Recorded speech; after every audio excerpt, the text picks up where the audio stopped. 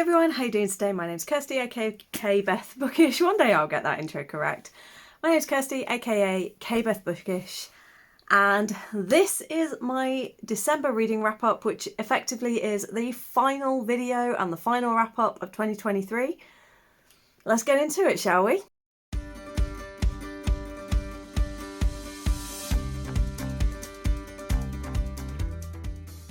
I ended up finishing the year on a massive high. I read some amazing books and I read my book of the year, which I will talk about here, but if you want to know more, I will talk more about it in the book bracket that I posted recently. But yeah, I ended up the year on 97 books, which is the best year I have ever had in my life. But in December itself, I read quite a good amount of books, and I had a fantastic reading month. I only had one dud book in December, and that was no, it just wasn't good. But I did 2 ebooks, 4 manga and a physical book, and it was a good month. So let's get into it, shall we? So the first book that I read in December was In McCoy Now I'm in Love Volume 2. Technically I also read Volume 1. I did a very quick reread, but as I speed read it, I feel like I didn't want to count it for a second time in the year. So I just went on to In McCoy Volume 2. I'm still really loving this. It's still very sweet. In this one, she started to get some insecurities and he was like, let's talk them through. And I felt it was very maturely done, considering they are teenagers and teenagers have a tendency to, you know, be excessive about everything, and everything is just like the end of the world. But it was done really well. I really didn't like the introduction of his sister though. She is such an immature little turd, and I really didn't like how, I don't understand why in manga they make it so borderline sexual between siblings. I don't get it. Like, her obsession over him is only one step away from Game of Thrones territory, and just, no, what is it with this kind of like, oh, I love you, but not just as my, it's just weird. I don't like it. So yeah, I wasn't a fan of the sister, but everything else about this I really enjoyed, and I gave it 4 stars. The only dud of the month was Christmas Honeymoon for One by, it's so bad I don't even remember the author's name. I just kind of wanted to erase that one from my history and my brain. But this one basically followed a woman who has been dumped by her fiancé just before her wedding, has a non-refundable honeymoon, and she decides she's going to go on the holiday alone.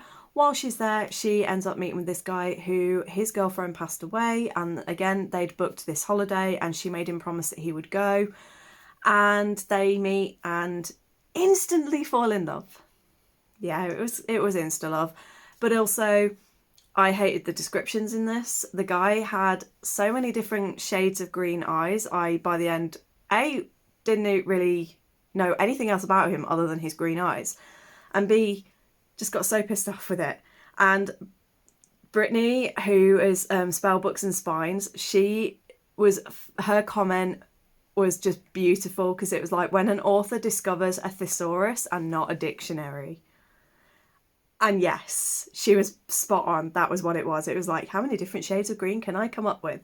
But yeah, I didn't like the characters. I didn't like the chemistry. I didn't like how he was very much, I can't do anything unless I think about what my girlfriend would have thought about this. And then on one hand is like, I'm over her, I'm ready to move on. Then on the next hand, when his friend talks about wanting him to move on, he's like, I could never let her go and betray her. It was like, dude, you can't be both. Pick one. But yeah, I just didn't like it. Didn't get on with it. That one got 2 stars. Then for the rest of the month, it was fantastic. So first one that I read was Restart After Coming Back Home. This is such a sweet story. We've got a very happy, it's not quite grumpy sunshine, but it's not far off. But we have one character who's very happy, very optimistic, likes to think of the bright side of things, but he also does have a lot of insecurities that we learn about later on. And I'm also being quite careful what I say about this one, considering I've just picked this one out for Ren to read in a few minutes, so I don't want to say too much.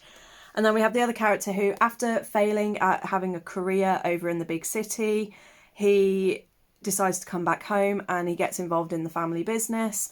So he starts to become more optimistic as time goes on, and then they realise they may have feelings for each other. The only things I really didn't like about this, there's a couple of like time skips and time jumps, but it's not very explained. You don't necessarily realise that that's what's happened until it's happened.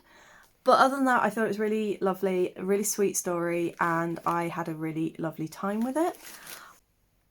I forgot what I read. Next up, we had The Reanimator's Heart by Kara Jorgensen, which ended up being Book of the Year for 2023. It's queer. It's got paranormal aspects. It's a murder mystery, which normally isn't my thing, but this one was because it was like a paranormal murder mystery. It had autistic rep.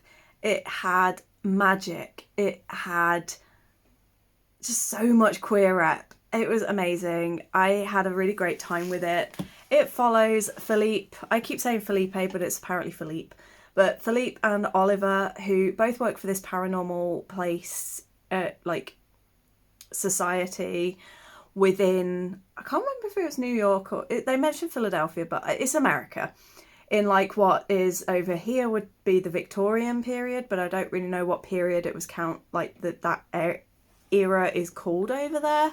It was just so amazing, and Oliver has necromantic abilities that he is scared of and doesn't like, and Philippe has his own abilities, and then after they try to investigate the unexplainable death of a nun, Philippe is murdered and Oliver manages to resurrect him, and it just sparks a whole chain of events, and those two end up realising that they've both had feelings for each other for quite a while, and it was just so good, and I loved it, and it was really wholesome.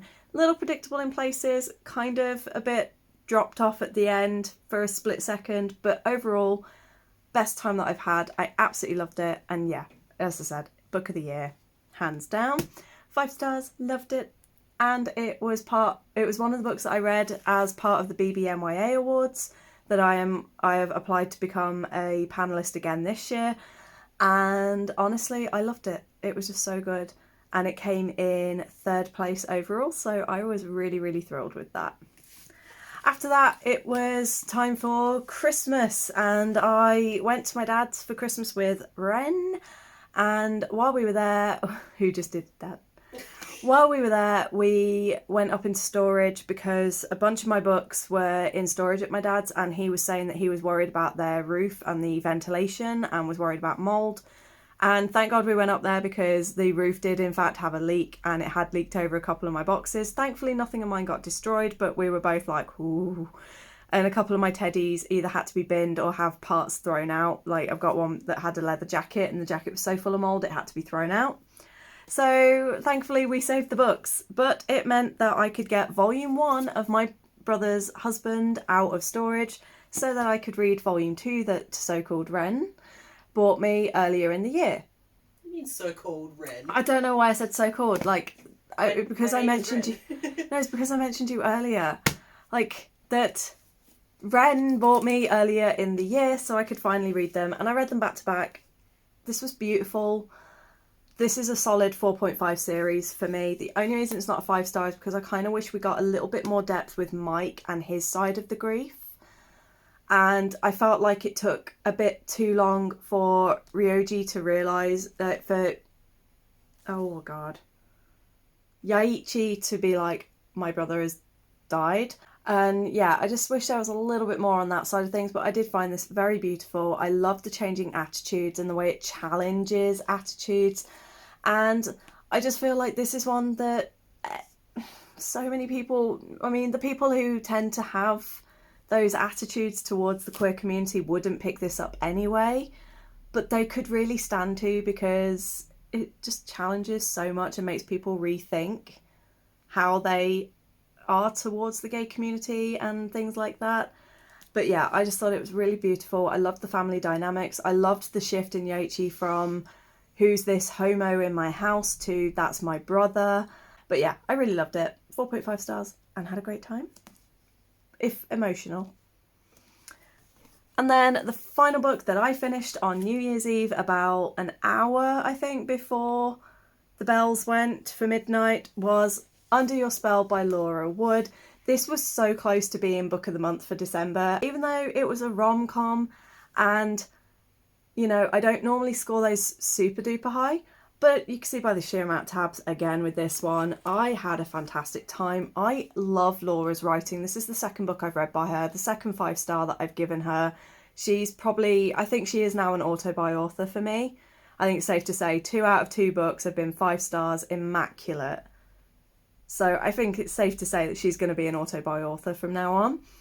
But this one features Clemmy, who is the daughter of a musician, and she's been bitten because of him and previous relationships. She's just had a lot of issues with people in the music industry, and then goes and has a one-night stand with probably one of the most famous people in the world in the music scene currently.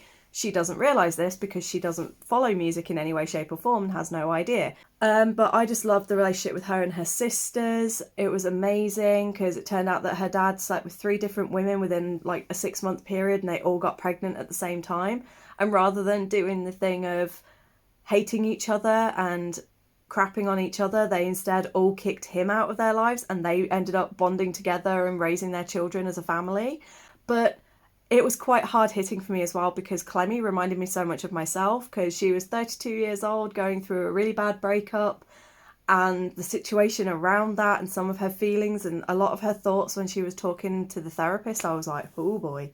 And there were multiple times I was just like, has Laura just invaded my brain and just stolen my life story without permission? And I just really did connect, and it was so good. And thank you again to Tandem for allowing me to join the read along. I am so glad that I read it, and honestly I'm very glad that it became my last book of the year, because what a book to end the year on.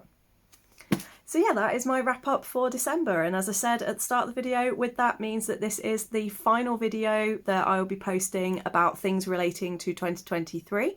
It is now 2024. I have a whole new stack of books that I want to get started on. I have a couple behind me that I've already finished. So I will be back at the end of the month to wrap those up. I hope you have an amazing start to 2024 and that your first reads are 5 stars all around. And I will see you guys on the next one. I hope you're all good. I hope you're staying safe. And until next time, bye.